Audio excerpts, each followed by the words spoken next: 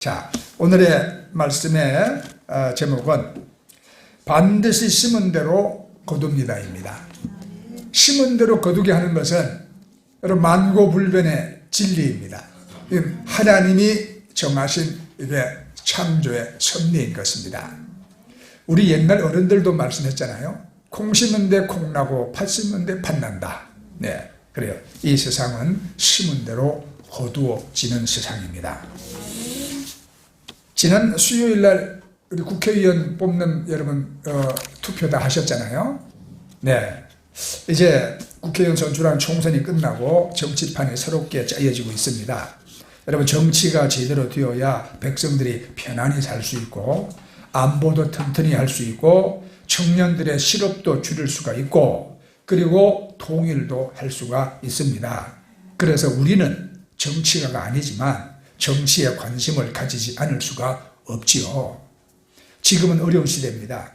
우리만 어려운 게 아니고 온 세계가 어렵습니다. 세계가 어려운 중에 우리의 어려움이 더욱 심각한 것은 북한이 핵을 가지게 되었고 우리 남한에서는 그에 대한 뚜렷한 대안이 없기 때문입니다.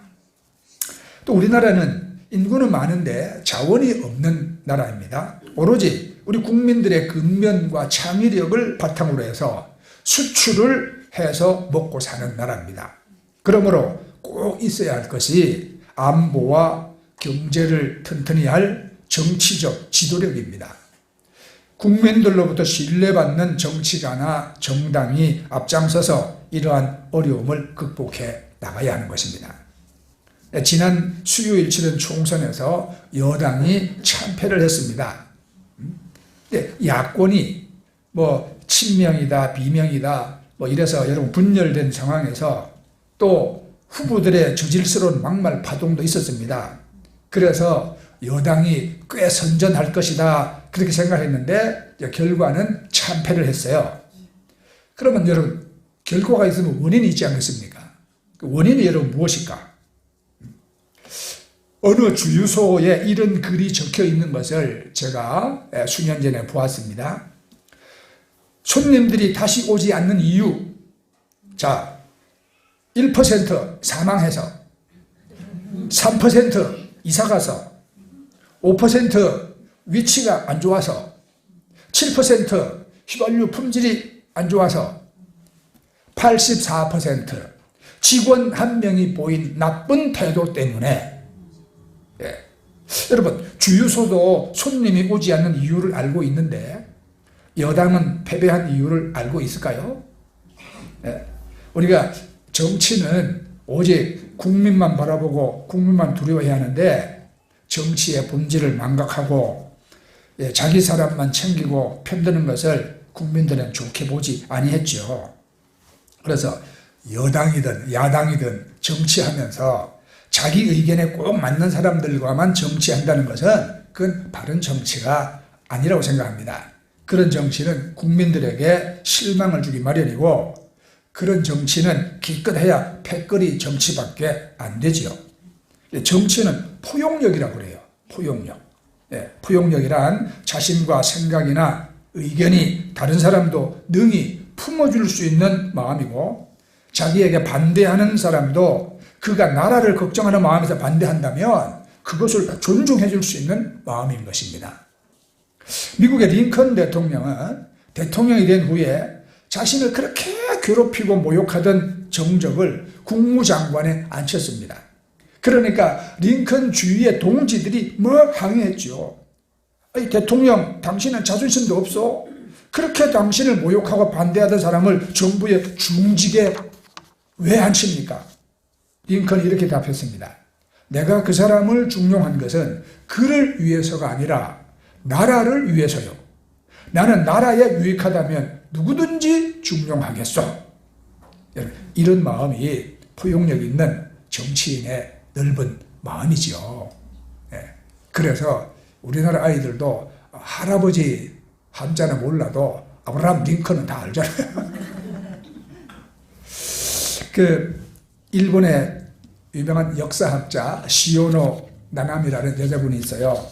이분이 쓴 책이 정말 세계적으로 많이 베스트셀러가 됐는데 그 중에 로마인 이야기. 로마인 이야기. 이 세계적으로 베스트셀러였죠. 이 로마 제국 연구한 책이거든요. 일본과 미국의 대기업에서는요, 신입사원들을 훈련시킬 때 이 로마인 이야기 15권을 읽힌다고 합니다. 책이 자그마치 15권이에요. 일권 서두에 보면 이탈리아 반도의 털을 잡은 작은 나라 로마가, 우리나라도 이렇게 반도 국가지만 이탈리아도 지중해 쪽으로 뻗은 반도 국가죠. 이 작은 로마가 천년 제국을 이룬 이유를 딱 두 가지로 지적합니다. 바로 포용력과 관용입니다. 로마인들은 포용력과 관용의 정신으로 세계를 석권할 수가 있었습니다. 포용력이 바로 넓은 마음이고 관용은 너그러운 마음이거든요. 넓어야 세계를 품을 수 있고 너그러워야 사람들을 포섭하고 거느릴 수 있죠. 그런데 불행하게도 우리나라 정치가들에게는 포용력과 관용의 정신이 없습니다. 없어도 너무 없습니다. 그죠? 그리고 우리가 다름을 인정해야 되는데, 다름은 적이 되어버립니다. 시급한 안보 문제, 민생 문제, 이런 거는 막 제쳐두고, 뭐 자기들끼리 계파 싸움하는 거, 우리는 참 지겹게 보아왔습니다. 그래서 국민들로 하여금 정치가들을 걱정하게 합니다. 정치가의 역할이 국민들을 걱정해주는 일이잖아요. 그런데 우리나라는 오히려 국민들이 정치가들을 염려하고 있습니다. 우리나라는 기업이나 문화나 다른 것은 인류인데 정치만 삼류라고 그러거든요. 자, 여러분, 이제 뭐 정치는 그럴지라도 우리 교회는, 우리의 믿음은 하나님이 인정해 주시는 우리가 인류가 되어야 되겠습니다. 네? 자, 심은 대로 거둔다. 오늘 본문이 우리가 큰 도전을 주지 않습니까? 사람이 무엇으로 심든지 심은 대로 거둔다. 이것을 거부하는 것은 하나님을 거부하는 것이라는 말이에요. 이 말씀은 사도 바울이 갈라디아에 있는 교인들에게 구원의 문제가 아닌 우리 크리스찬들의 삶의 문제를 다루고 있습니다. 어떻게 구원받느냐의 문제가 아니라 구원받은 자가 어떻게 살아야 하는가, 즉 구원받은 자가 마땅히 살아야 하는 그 삶의 원리에 대해서 말하고 있는 것입니다. 심은 대로 거둔다는 것, 두 가지 측면에서 명확히 이야기해야 합니다. 하나는 우리가 잘못 심은 죄의 대가를 하나님이 대신 치르셨다는 것. 우리 이걸 은혜라고 말합니다. 그렇죠? 네. 우리가 행한 죄에 대한 책임을 하나님이 지셨다는 거죠. 잘못하고 죄 짓고 죽을 짓을 내가 했는데 하나님이 예수 그리스도라는 육신의 옷을 입고 이 땅에 오셔서 나의 죄, 너의 죄, 세상 죄를 다 짊어지시고 대신 죽어지셨다. 죄의 값을 다 청산해 주셨다. 죄의 형벌을 대신 받으셨고 우리로 하여금 형벌을 면제받게 하셨다. 자, 다른 하나는 이제 그러면 그 은혜를 받았으면 우리가 구원받은 우리가 살아가는 데 있어서 우리가 어떻게 살아야 되냐? 우리가 지금 살아가는 데 있어서 누리는 것들은 우리가 다 심은 것들에 대한 결과라는 거죠. 지금 여러분이 살아가는 형편, 또 신앙, 또는 인간관계, 이런 것이 우리의 미래를 여러분이 결정하는 것입니다. 제가 늘 말씀드리지만 사람은 어제 심은 것을 오늘 거둡니다. 오늘 심은 것은 내일 거둡니다. 내가 심었으니까 내가 거둡니다. 그러니까 사람은 심은 대로 거두게 되어 있어요. 네. 오늘 아침 뉴스 보니까 걱정스러운 뉴스가 또 있더라고요. 정부에서 이제 발표했는데 지금 우리나라 빚이 1127조 원이나 된답니다. 이거를 국민 1인당 한 사람씩 얼마냐고 딱 나눠보니까 1인당 2178만 원씩 빚을 지고 있는 셈이래요. 네. 1127조 원. 이 빚이 여러분 어떻게 생겼을까요? 알았어. 저 핸드폰은 여러분들이 얘네들 좀 꺼주세요. 그리고 여러분, 정부가 들어오는 수입보다가 더 많은 걸 썼으니까 빚이 생기잖아요. 우리가 그러니까 코로나 기간 지나면서 막 받을 때는 좋았죠.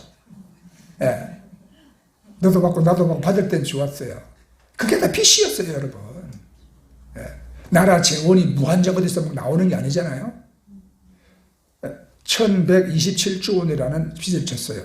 그런데 이제 또 요 여당은 2년 동안, 여당 2년 동안은 또 뭐 했냐? 그럼 이 빚을 줄여나가기 위해서 노력해야 되잖아요. 그러면 세금을 걷어야 합니다. 그런데 도리어 세금을 탕감해 줬어요. 네. 지난해에도 세수 부족이 50조 원이었답니다. 그러니까 여러분, 결국은 정치인들이 여당이든 야당이든 자기들의 인기를 얻으려고 이렇게 세금은 덜 걷고 많이 퍼주고 이러니까 나라 빚이 눈덩이처럼 벌어지는 거죠. 그래서 많은 사람들이 염려했어요. 이러다가 우리가 저 베네수엘라나 아르헨티나처럼 경제가 폭삭 망하는 거 아니냐. 그런데 한국의 워낙 경제 체제를 우리가 튼튼하기 때문에 그런 걱정 안 해도 된다. 막 이랬거든요. 나는 그렇게 되기를 원하죠. 그러려면 이제 열심히 여러분 뭐 삼성이나 SK나 뭐 현대나 이런 기업들이 이제 부지런히 벌어야 합니다. 그래서 세금 많이 내야 합니다. 그러니까 심은 대로 거두는 거. 여러분, 자기 수입보다 많이 쓰면 빚진다는 사실, 분명한 사실이잖아요. 그죠? 심은 대로 거두는 거예요. 그래서 우리가 여러분 이제 우리의 신앙에 이 문제를 대입시켜 보겠습니다. 여러분, 용서에 대해서 생각해 봅시다. 우리는 용서해야 되고 또 우리가 용서받아야 합니다. 너무나 성경적인 원리잖아요. 우리 신앙의 본질입니다. 하나님은 우리 죄를 용서해 주신 하나님이잖아요. 그런데 그 사람이 늘 용서받아야 할 일만 하고 산다면 하나님께서 그 사람을 어떻게 쓰시겠습니까? 그 사람에게 어떻게 복을 주시겠습니까? 그렇죠. 우리는 하다가 빗나갈 수도 있고 실패할 수도 있고 그렇습니다. 잘못해서 우리가 용서받을 수도 있습니다. 또 한편으로는 우리가 늘 하나님 앞에서 우리가 바르게 행하고 승리해서 우리가 기쁨 가운데 하나님께 우리가 쓰임 받을 수도 있습니다. 이 모든 것이 하나님의 손안에 있습니다. 그런데 어떻게 쓰임 받느냐 하는 것은 우리 태도에 달린 거예요. 우리 태도에 달린 거죠. 그래서 우리가 성공적인 삶을 살기 위한 우리 삶의 태도에 우리가 집중하고 살아야 되는 거죠. 맹목적으로 성공이라는 욕망을 따라가는 삶은 비참할 수 있어요. 그런데 성공하지 않을 수 없는 삶의 태도를 보이고 사는 것은 이건 참 위대한 일이죠. 그러니까 삶의 태도를 바꾸지 않고 성공하려고 편법을 찾고 하나님의 벗을 벗어나는 것, 그런 것은 반드시 실패를 맛보는 거죠. 왜냐하면 성공의 원리가 심은 대로 거두는 것이기 때문입니다. 하나님은 우리 모두를 사랑하시지만 기쁘게 사랑하는 사람이 있는가 하면 하나님이 정말로 가슴 아프게 사랑해야 하는 사람도 여러분 분명히 있습니다. 하나님이 우리를 쓰시기를 원하지만 기꺼이 쓰시는 사람도 있는가 하면 하나님이 이걸 어떻게 참 고민하면서 다듬어야 쓰실 수 있는 사람도 있습니다. 여러분, 시도 때도 없이 불에 달구어서 때리고 다듬어야 쓰실 수 있다면 그 인생이 얼마나 불행한 일이겠습니까? 저도 많이 깨달았죠. 제가 폐병 걸려가지고 여러분 막 중매 사안에, 그리고 내 인생에 의지할 데가 없어서 버스 탈 돈도 없어서 걸어다니고 먹을 것도 없어서 굶주리고 그런 어려운 시련을 겪는데, 그때는 하나님을 향하여 불평이 많았어요. 원망도 많았어요. 하나님, 왜 나는 이렇게 지지리도 못난 고생하는 자리에 날 처박아 두시고 이렇게 나를 고생시키고 이렇게 나를 부끄럽게 만드십니까? 네? 하나님께 따지기도 많이 따졌죠. 그런데 그래요. 그러한 역경과 시련이라는 불구덩이 속에 내가 안 들어가면 하나님이 나를 쓰시지 않기 때문이에요. 쓸 수 없기 때문이에요. 그런 곳에서 우리는 여러분 다듬어지고 하나님이 쓰실 수 있을 정도의 우리가 새로운 사람이 되어지는 것이죠. 그러나 그런 것은 인생에 한 번 짧은 기간으로 끝내야지. 이걸 자꾸 되풀이해서 그 사람이 일생 동안 불구덩이 들어가고 일생 동안 두드려 맞아서 고쳐져가 간다면 얼마나 이게 불행한 인생이겠습니까? 그래서 우리는 여러분 두 가지를 생각해야 합니다. 우리가 좋은 것을 심는 것에 대한 기대감을 가져야 돼. 네. 그리고 우리가 또 잘못 심는 것에 대한 그 하나님의 자비하심을 우리가 생각해 봐야 돼요. 이 모든 것이 심는 대로 거둔다는 원칙에 근거하고 있거든요. 자, 여러분, 죄의 싹은 뭐라 그랬습니까? 사망입니다. 그런데 죽기 전에 우리에게 지긋지긋 따라가는 게 있죠. 죄 때문에. 저주라는 겁니다. 저주. 죄의 보응은 저주라는 것입니다. 내가 한국 안 살고 미국으로 이민 가도 그 저주는 따라옵니다. 그러면 예수님이 우리 십자가에서 죽으심으로 우리 죄를 다 사하셨고, 자, 죄가 사해졌기 때문에 저주가 속량되었다. 성경에 그렇게 말씀해, 그렇죠? 성경에 저주가 속량되었다. 그렇기 때문에 우리가 예수 그리스도를 믿고 내가 구원을 받으면 내가 설령 잘못 심는 일이 있었다. 그래도 하나님의 여러분 어긋남이 없는 그 심판보다는 하나님의 자비하심을 우리가 기대할 수 있는 거예요. 그리스도 예수 안에서 하나님 우리의 죄를 용서하시고 우리에게 자비를 베푸시는 하나님 때문에, 긍휼을 베푸시는 하나님 때문에. 그래서 여러분 예수 없이 살아가는 사람들은 자업자득이에요. 자업자득. 자기가 행한 대로 다 보응과 심판을 받을 것입니다. 그러나 우리는 예수 그리스도 안에서 하나님의 자녀가 되었고 그리스도 예수 안에서 우리 여러분 다 죄사함을 받고 저주에서 우리가 속량을 받았기 때문에 우리가 여러분 설령 부족한 것이 있고 잘못다 하더라도 하나님은 그렇게 여러분 사망의 심판과 저주로 우리를 보호하지 아니하십니다. 하나님은 우리를 사랑하시고 또 일으켜 세워주시는 거예요. 그래서 하나님은 쓰러진 자를 일으켜 세우시고 우리 인생의 빈 잔을 채우시는 하나님이거든요. 아멘. 그러니까 여러분 우리가 이 심고 거둔다는 게 얼마나 중요합니까? 내 인생에 내 가슴에 예수님을 내가 심었다. 이거 여러분 이것만큼 중요한 일이 없잖아요. 자, 오늘 이 사람이 무엇을 심든지 심은 대로 거둔다는 말씀을 들으면서 여러분들은 어떤 여러분 기대감이 있나요? 내가 이제부터 잘 심어야 되겠다. 이런 태도를 바꿈으로 인해서 우리가 비관적인 삶이 소망찬 삶의 기대로 바꾸어질 수 있기를 저는 바랍니다. 우리가 이 믿음으로 태도를 바꾼다는 것은 아주 작은 일에서 시작하지만 위대한 일을 만들 수 있다는 것을 우리가 알아야 합니다. 우리 주변에서 위대한 일을 이루어놨던 사람들을 그 결과만 우리가 바라보고 부러워하지만 아니요. 그분들이 살았던 삶의 태도에 우리가 집중해야 하는 것입니다. 그게 성경적인 거예요. 그래서 여러분 믿음 안에서 우리가 바른 태도가 복된 미래를 가져옵니다. 네. 태도를 바꾸면 성공이 보인다라는 책이 있는데 거기에서 그 발명왕 에디슨에 대한 일화가 써져 있어요. 이제 노년기에 접어든 에디슨이 허름한 건물에서 발명품을 완성하기 위해서 아들과 함께 밤늦게까지 작업을 했습니다. 그러던 어느 날 저녁에 요 배터리의 충전량을 늘리려고 하던 중에 화학약품들이 잘못 섞이는 바람에 막 작업실에 불길이 막 확 일어났어요.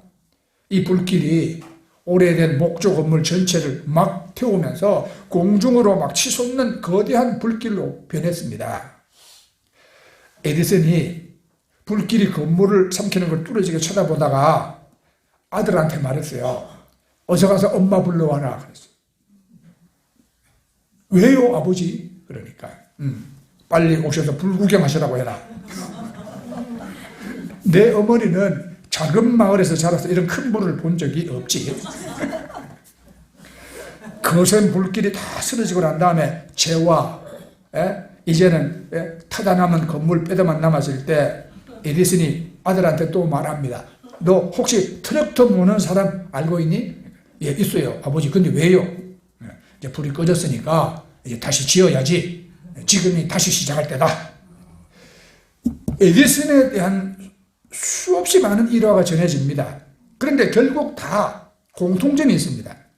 어려움 가운데서 에디슨이 대처했던 낙심하지 않고 포기하지 않는 태도라는 거예요, 이게. 예? 우리 삶에서 어떤 성공을 꿈꾸든지 중요한 것은 실력이 아니라 태도일 경우가 훨씬 많습니다. 실력은 우리에게 주어진 것을 사용하는 것이라면 태도는 앞으로 우리의 삶을 무한대로 바꿀 수 있는 가능성이 있기 때문인 거예요. 그래서 인생의 10%는 당신에게 무슨 일이 일어나느냐로 구성된다면 인생의 90%는 그 일에 당신이 어떻게 반응하느냐로 구성된다. 그런 말이 있습니다. 왜 우리가 여러분 하나님을 믿고 올바른 신앙을 가져야 하겠습니까? 하나님을 향한 우리 믿음이야말로 우리의 삶을 무한한 가능성으로 만들어가는 것이기 때문인 것입니다. 오늘 본문 말씀이 명확하게 우리에게 말하는 것이 있지요. 우리가 지금 어떤 태도로 어떻게 내가 치열하게 살아가느냐, 이게 미래의 삶을 바꿔놓게 될 것입니다. 8절을 보세요.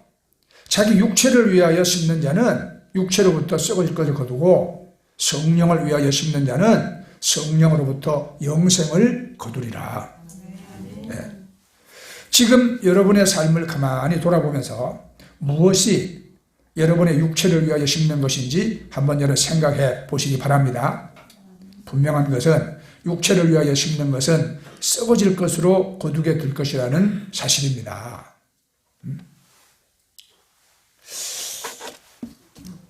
지금은 다 이상하고 없는 분이지만 전에 우리 교회 신앙생활 했던 남자 집사님 한 분은요, 사람들에게 밥을 잘 사요. 뭐 한 10만 원 좀 밥값 내는 거 자주 합니다. 어렵게 생각 안 해요. 그런데 이분이 하나님께 헌금을 10,000원 이상 드려본 적이 없어요. 항상 주일날 10,000원이에요. 네. 나는 생각해 봤어요. 우리가 열심히 일해서 버는 소득으로 우리가 하나님께 헌금을 드린다는 게 심는 건데, 이분은 정말 성령 안에서 우리가 심는 건지, 육체를 위해 심는 건지, 한번 판단을 해볼 때, 여러분 생각은 어떠세요? 이분은 자기 육체를 위하여는 많이 심어. 네, 많이 심어요. 사람들로부터 막, 그냥 집사님 뭐 어쩌고 저쩌고 막 이런 이 칭찬도 많이 들어요. 그런데 성령 안에 심는 것은 너무나 인색하고 조금밖에 없어. 자, 그것도 자기가 그렇게 한다는 누가 어떻게 말리겠어요? 문제는 결과잖아요. 결과. 거둔다는 말씀이 있잖아. 무엇을 거두냐? 이분이 그래서 어느 날 무슨 생각을 했는지 모르지만 나도 목사가 되어야 되겠다. 그런 생각했어요. 그래서 우리 교회를 나가더니 들리는 소식이 어디 이제 신학 공부한대. 네.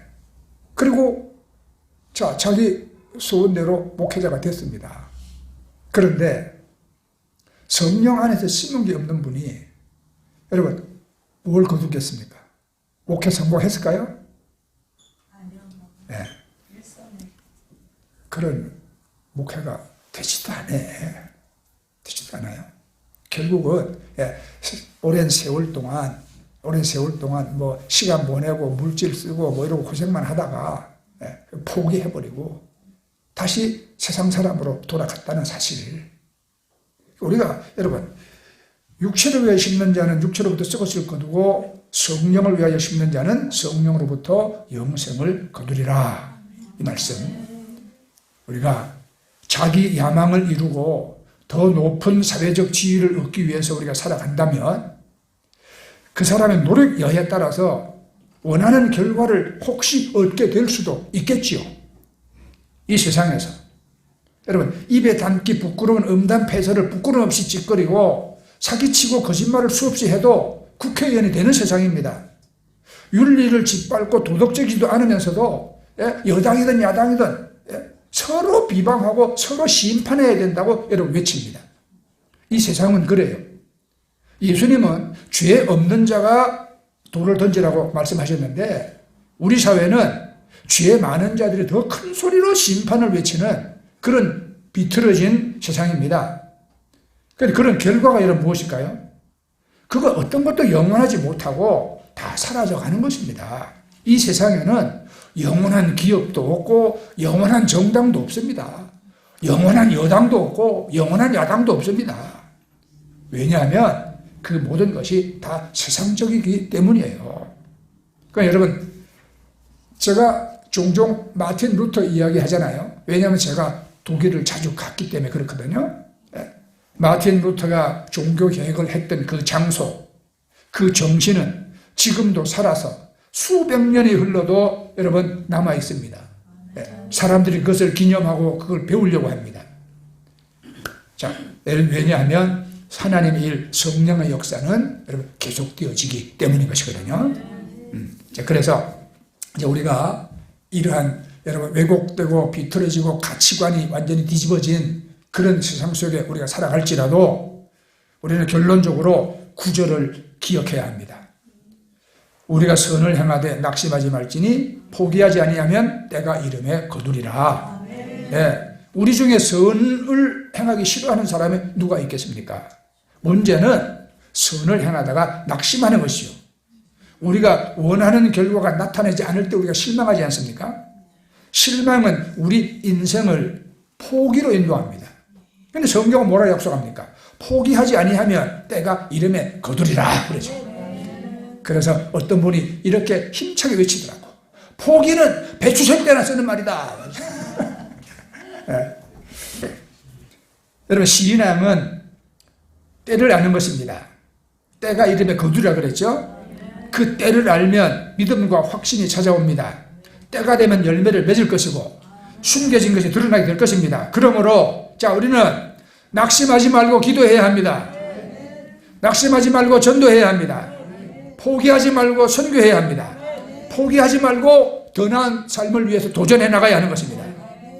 우리가 심은 대로 거두게 하시는 하나님의 원리를 믿는다면 우리 삶을 아주 긍정적으로 우리가 보아야 하는 것입니다. 서울에 미랄복지재단이라고 있습니다. 오늘 기독교 정신을 바탕으로 지난 93년도에 설립이 됐어요. 무슨 일을 하냐? 장애인들을 우리 사회 속에서 정말 인간다운 권리와 인간다운 삶을 살아갈 수 있도록 여러분 여러 가지 지원해주고 또 가르치는 그런 일을 하고 있습니다. 거기에 희망사업 본부장이라는 직함을 갖고 있는 김혜영이라는 여자분이 있습니다. 이분은 등이 굽은 척추장애인입니다. 키가 134cm밖에 되지 않습니다. 아버지는 일찍 돌아가시고 어머니는 정신질환이 있었어요. 그러니까 이 불편한 몸에 돌봐야 될 동생이 4명이나 있었어요. 그래서 14살에 식모살이를 해야 했습니다. 아주 불행한 삶을 살았죠. 근데 절망의 순간에 늘 자기는 이렇게 외쳤대. 오늘까지만 살고 죽자. 너무 힘드니까 오늘까지만 살고 죽자. 그런데 죽을 수가 없었어요. 네. 밑에 동생도 있고 죽지 못해 살았거든요. 이런 분이 예수 믿고 예수 믿고 삶이 변화되기 시작했어요. 네. 예수 믿고 나니까 마음에 희망이 생겨. 하나님 나를 사랑하신다. 네. 나 같은 존재도 세상에 쓸데가 있다. 이런 생각이 막 들더래요. 그래서 이분이 이 기계, 이게 편물 있잖아요. 네. 이거를 배웠어. 그래서 세계 장애인 기능대회 기계 편물, 거기 경기 나가서 금메달을 땄어요. 그런 다음에는 놀랍게도 14년 동안 아프리카에 가서 장애인들을 위한 봉사활동도 했어요. 그리고 열심히 공부를 해가지고 미국의 컬럼비아 대학교 석사 학위를 받았어요. 우리 한국에서요, 철탑 산업훈장, 국민훈장, 목련장, KBS 방송 감동대상도 받았어요. 그 김혜영 씨가 이렇게 말합니다. 사람들은 나의 작은 키를 치명적인 약점이라고 생각하지만 나는 이 등이 굽은 꼽추, 작은 키가 내 강점이라고 생각합니다. 사람들은 내가 못나고 작아서 더 쉽게 마음의 문을 열었습니다. 특히 아이들은 자기 키와 비슷한 나를 무척이나 좋아합니다. 자신들을 내려다보거나 위협하지 않으니까 아이들은 나를 좋아합니다. 어느 기자가 이렇게 물었어요. 당신을 움직이는 그 초인적인 힘은 무엇입니까? 대답하기를 엄마에게 매맞고 자란 기억, 아버지의 죽음이 내겐 다이아몬드입니다. 행복한 것은 그냥 지나가지만 아픔과 상처는 지나가지 않고 그 자리에서 반짝반짝 빛을 냅니다. 다이아몬드처럼 빛나는 그 상처와 아픔의 힘으로 내가 계속 살아가고 있다고 생각합니다. 그런 아픔을 겪은 사람은 애지간해서는 안 쓰러지는 법이에요. 또 다시 태어난다면 고전 등과 긴 다리를 갖고 싶지 않냐는 질문에 이렇게 대답해요. 물론입니다. 하지만 그래서 놓치는 것들이 있을 것입니다. 내가 견뎌낼 만한 고통이 있다는 것은 축복입니다. 이렇게 대답했어요. 여러분, 그래요. 이 참 불행과 저주스럽고 절망만 가득 찬 희망이 보이지 않는 인생 가운데 여러분 예수를 심고 그 안에서 우리가 여러분 은혜를 받고 성령의 감동 가운데서 하나님과 함께 여러분 긍정적으로 인생을 바라보고 놀라운 성취를 이룬 분이잖아요. 그래서 심은 대로 거둔다는 것은 우리의 이 태도는 배의 독과 같은 것이다. 돛 방향에 따라서 그 여정의 방향이 정해지지 않습니까? 그러면 항해하는 중에 마냥 잔잔한 바다만 있겠습니까? 여전히 어느 날 폭풍을 이기지 못하게도 만날 겁니다. 그러나 여전히 폭풍 가운데서도 여러분 우리가 기억해야 할 것은 내가 어떤 태도를 보이고 살아가냐 이거죠. 인생 살면서 우리가 꽃길만 걷는 인생이 어디 있어요? 여러분 다 속에 근심, 밖에 걱정, 잠 못 이루고 한숨 쉬어야 될 일들 다 있습니다. 그런 가운데 우리가 어떤 태도로 어떤 믿음으로 우리가 살아갈 것이냐 이것이 내 미래를 결정한다는 사실이에요. 여러분. 네. 장영순 집사님이 횟집을 하는데 한 가지 물어보겠습니다. 집사님네 집에 회를 잡수고 간 손님들이 이 회는 왜 이렇게 짜냐 이렇게 말한 분 있어요? 아무도 없죠. 여러분들은 바닷물에 절여진 짠 생선에 먹어본 적 있습니까? 없죠.